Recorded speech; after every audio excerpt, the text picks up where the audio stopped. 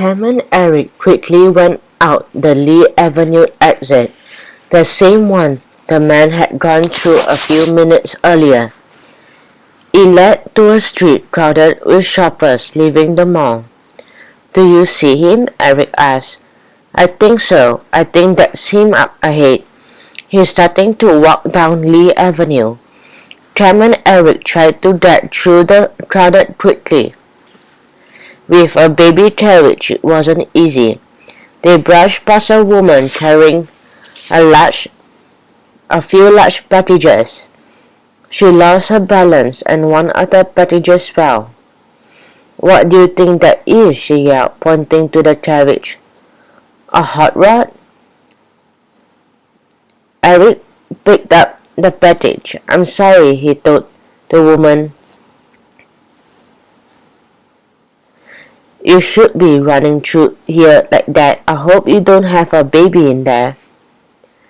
Eric was about to tell her that there was a baby in the carriage. Cam didn't let him. "Come on," she urged, "or we'll lose the man." They rushed ahead. They turned the corner onto Lee Avenue and saw the man halfway down the block. "Let's not get too close," Eric warned him, "or he'll know we are following him." They were careful to keep a good distance behind the man. It didn't help. When the man reached the corner, he turned and looked straight at them. "He saw us," Eric whispered. "What should we do?"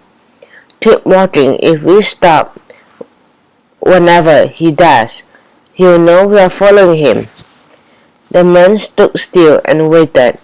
After Cam and Eric pushed the baby carriage past him, he turned and walked down Minnow Road. Cam and Eric kept walking until the man was out of sight. Then they turned and walked back to the corner of the Minnow Road.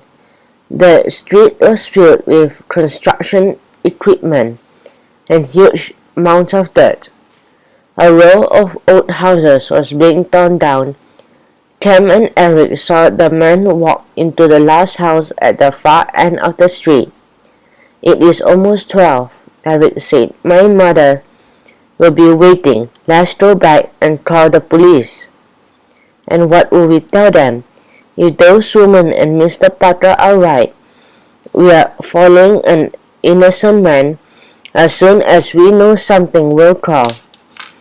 Cam crouched and made her way down the street. "Come on," she called in a loud whisper. Eric crouched still. As he pushed Howie's carriage and followed Cam, there were piles of dirt and sand all over the sidewalk. When they were behind a huge mound of dirt in front of the last house, Cam collapsed. "We made it," she said. "What do we do now?" "Let's see what's going on inside that house." Cam and Eric started to crawl up the dirt pile. Then Eric stopped. Howie was no longer sleeping. He was beginning to move in his carriage. "Keep him quiet," Cam said.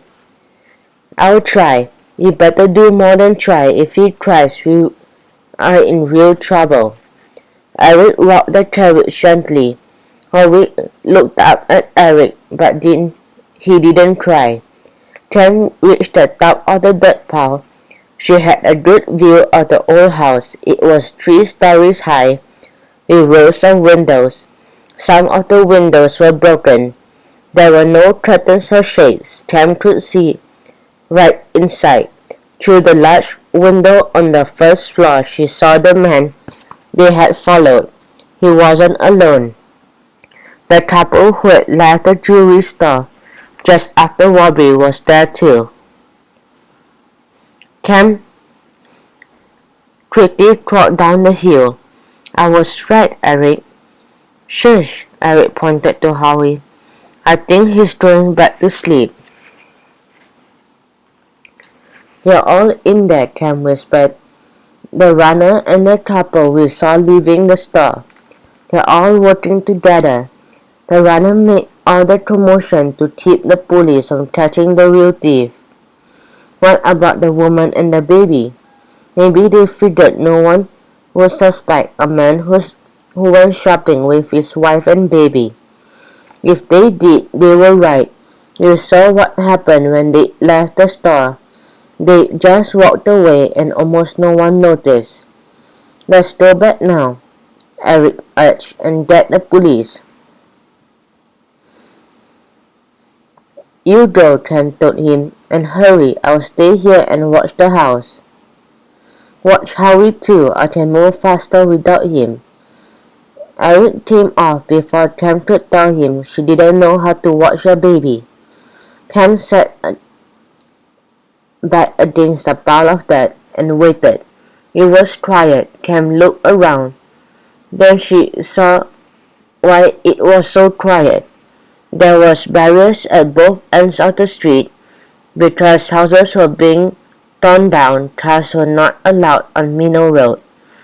Cam realized that she and Howie were alone. The only other people nearby were the thieves.